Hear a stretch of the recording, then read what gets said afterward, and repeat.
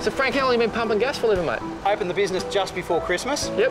Got heaps of bits and pieces in there, cold drinks, frozen bait, fishing gear, all sorts of things. That's all happening. So if people come to Lakes Entrance, come and see this man because he knows where the fish are. Now you're taking me fishing today. What sort of day are we going to have? A massive day, a short day, plenty of fish? Mate, we got lots planned. We're going to chuck some hard bodies with a few big brim on the flats in Tyers. Yep. Definitely be a flathead or two around as well, and all sorts of things to do in East Gippsland. When you come to East Gippsland, you never know what's going to happen, but I know what's going to happen next. I'm going to pay the bill for this fuel.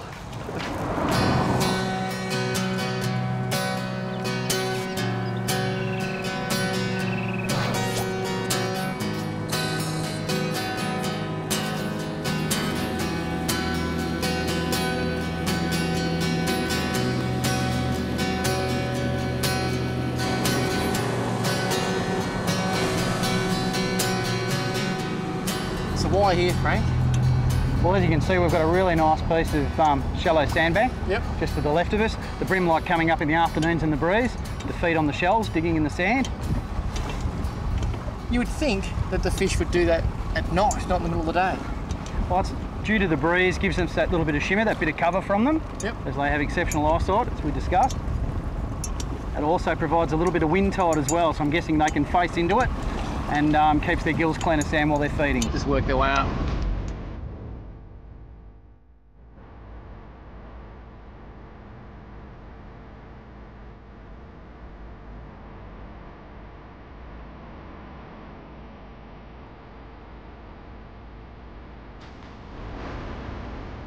Come on. Oh, Done him. lure gone. No way. That's how big they are. That was a monster. Wow. He's done me. Have you been fishing long, Frank? Oh, not long enough, it seems.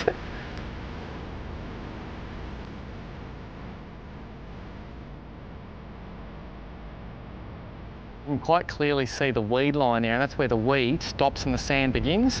What the brim will do, they'll sit in that weed, they'll run out into the sand, have a bit of a feed, and they know that weed's always there for a bit of protection. Take it easy. And he hit that right on the edge of that weed.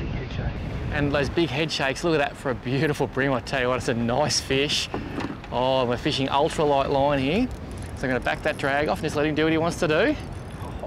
Isn't this nice one, mate? Sensational. Look at that. How long have we been fishing? Not long at all. 5 minutes. He's going to bury in the weed. We may have to chase him if he gets in that weed. It's no drama, it's only shallow weed. You know what? I'll go up on him. Oh, no, he's come out, he's come out. Oh, geez, that's a good fish, mate. Look at him.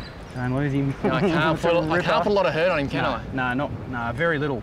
He's got a lot of weed. Oh, that's a kilo fish to start the day. Oh, that's set the bar high. Bring that up a bit there. Oh, love your work, mate. First go. High five. Ever seen a brim dance? This is what it looks like. Oh, that's a beautiful fish. He scoffed that Yozuri. How's that for a brim, mate? Oh, gotta say. Into the 40s, first fish. First fish. Wow. Now we'll get this weed off. Yeah, a bit of salad. Bit of salad. Oh, look at that for a brim, mate. That's a thumper to start off. Look at that, first fish of the day. Stonking brim. Now, how old would that brim be, mate? Oh, that's a 15-year-old fish in here. Wowee. And you're saying they haven't netted here now for, what, 10 years? 10, 12 years, and, you know, that would have been a just-sized fish at the introduction of the netting ban, and now these are prolific in here. We're catching these regularly, every trip. Unbelievable. I saw it eat the lure as I was talking to you. That is just absolute gold, even though it's black. Today, I think it's going to be an absolute stonker.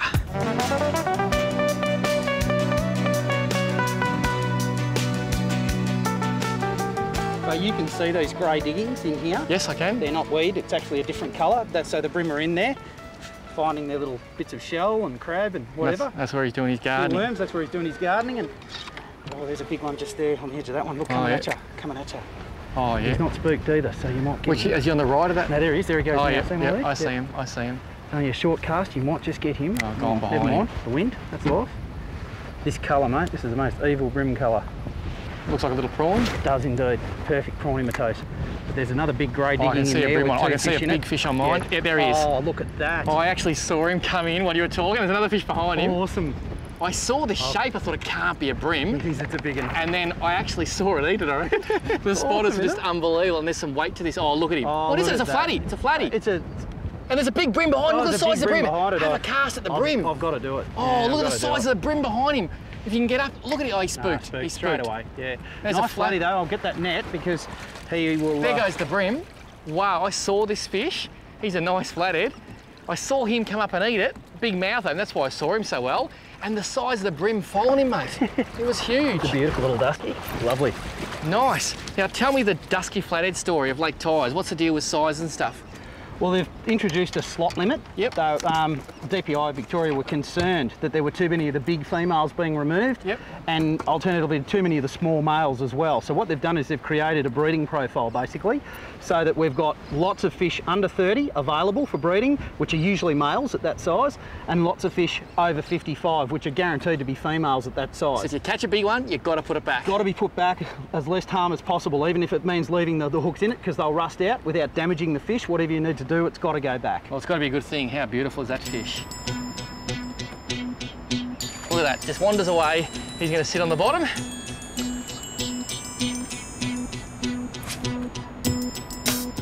Oh geez, that's a good fish, mate. Flatty or brim? I'm not quite sure. You've got a head shake there, so...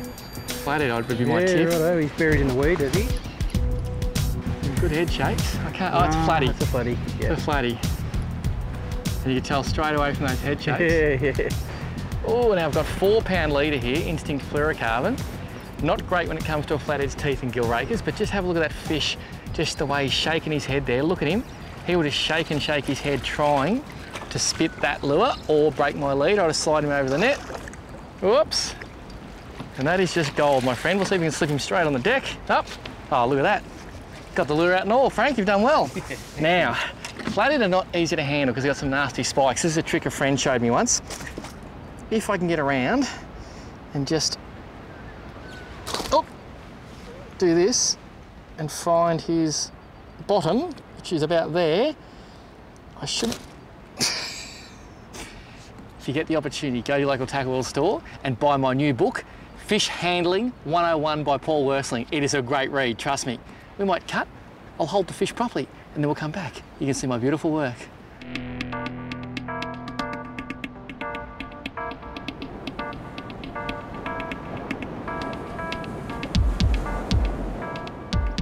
So chapter 1 of that lovely book, flathead handling. If you actually stick your index finger in his, well, in his you know what, sometimes it calms him down, you can get a good hold on him. This fish now has calmed down a little bit, and you've got to watch out for those dorsal spines. Look at them, they are nasty. They spike very, very bad. And of course, these spikes just up here on the head, they cut you to pieces and ain't a pretty look. So particularly with kids, and flathead are great for kids to come and catch. Mum and Dad, make sure you do the handling. A pair of gloves isn't a bad idea. And if you want to take a photo with kids, don't forget the lip grip. But this is one lucky flathead, he's going back.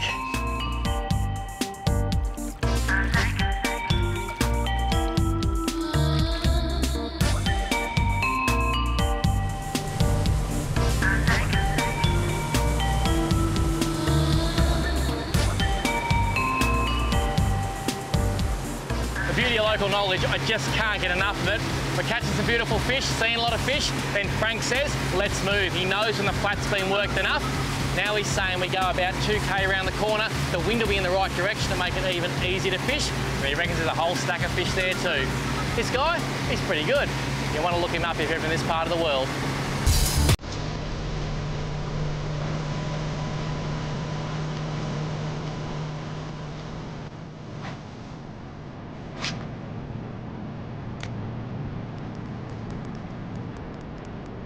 You may notice I've changed rod and reel. I always like to have a second rod and reel on the back of the boat with a different lure on it. That way, if I want to change lure colours, all I've got to do is simply grab a different rod and reel rather than taking the lure off, putting a new one on. I collected a bit of weed then. You see that weed on my hooks there?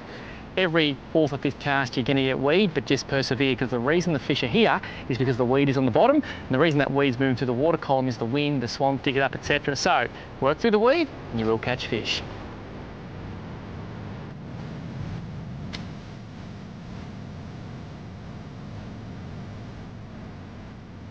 What do you reckon, mate? Oh, it's quite heavy, whatever it is, and it's just it's got an expensive taste. It's eating the Ozeri. I can see the leader, but it's hanging down there. Yeah, it's a big flatty. I was re-rigging after a very dubious cast. Yeah, I saw that. Yeah. Now, what can you do in this situation? Just put as much weight on as you just feel as much comfortable? pressure on him as you can. Even constant pressure. Leave your drag nice and loose though, in case he does the big head shake. Yep. And snaps you off. But He must be just there. he's a good fish, mate. I'm guessing it's a big flatty. Yep. And I see him. It's a good flatty. I've bare hooked him, I do I reckon believe. you have, mate. I reckon your lure was coming past and grabbed him in the back. Yeah, it's gone around his fin. Beautiful. Something there. He's a nice fish, mate. I'm just going to try and support lift him in the net. There you go. Whoops! Oh, now, that flathead. That's what we were trying not to do. See that? That is the luckiest flathead in the history of the world. Yozuri lure in net, flathead out of net. Yeah. Sometimes things have just got to go your way, mate.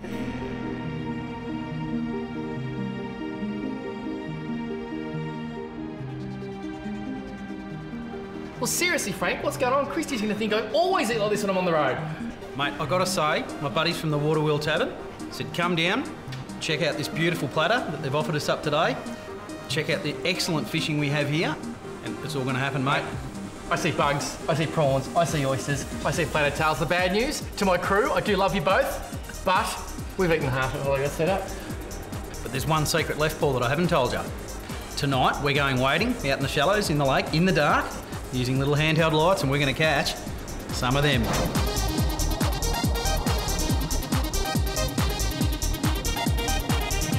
So prawning, tell me how this is all going to work. Well, mate, we're going to chase them around with these little LED lights and hopefully poke a few into these nets and keep them for a very special fishing trip tomorrow. So literally, let's just get this right. We go along with a light, we see the prawn with the light, and then we scoop it with a net. Absolutely, or we try and scare it into the net with the light. So Either, whatever works. are we talking maybe getting 2 or 3 prawns here? What's the deal? Oh, we could end up with 2 or 3 kilos. Oh, I just ate some of these prawns tonight. They are one of the sweetest prawns ever. I say we'll launch the boat. We're launching the boat. Absolutely, yep. We go and find some nice prawning grounds. Indeed, maybe a flounder. Oof. I hope our plans don't flounder because I really want to eat some prawns.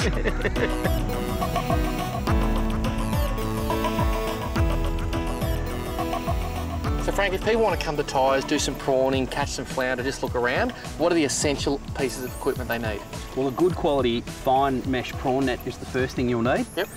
Secondly, you'll need, once again, a good quality LED light, which are readily available. And then what I've done too is I've just got a little, 4-cylinder car battery, 12 volt, which are easily accessible, reasonably cheap. That one's lasted me 5 or 6 years. This is pretty flash. It's something you'd have to invest a couple $100 in or so to get made now. Yep. But as you said before, quite simple to just put like a medium-sized garbage bin, or whatever they're called, into a tie tube and sit your battery in the bottom of that and gives you all the stability you need. Hand-built by a boat builder 40 years ago. Or longer, yeah. That is a piece of fishing history. That is absolute gold. A flounder punt. You don't see one of them every day.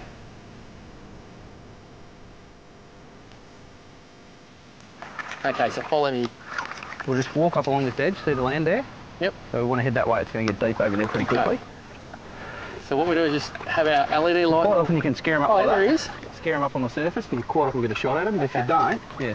So I go in from the side here Got him, yep. and scare him in the net. Look at that. Look at that. The trick is though, hold the net a bit more comfortably. Yep. And use your forearm to brace it. There. So you can move the net quickly. So there's my first prawn of the night in the net there. Look at that. There's another one just there. Oh, look at the size of that one there. That's a monster. Oh, fish. it's a crayfish. Yeah, okay. Just Here's straight yours. in front of my light. Here's yours, See? mate. Yeah, get him. See in front of my light? Yep. He's a beauty. So I'm going to put the net that side of him. Yeah. Sit it as close as you can. Yeah, he's turned, see? The bugger. See where you're coming. No, I saw me coming. What the hell is that? It's a prawn. Is it? You got him. You got him. You got him. Look at that line. Did I get him? Yeah, you got him. Bring him over, mate, before he falls out.